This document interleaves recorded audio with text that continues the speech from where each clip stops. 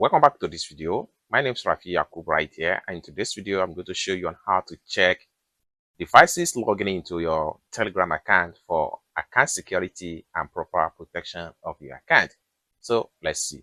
But before we dive into the tutorial, if you find this tutorial useful and you are very new to this channel, remember click on that subscribe, turn on the notification bell for more useful tutorial like this. So with that being said, let's get started.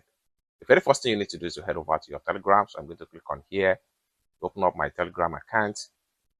And the next thing you need to do is to click on this three stroke from the top.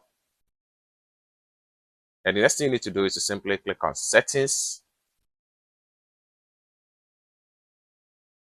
Then the next thing you need to do is to click on privacy and security.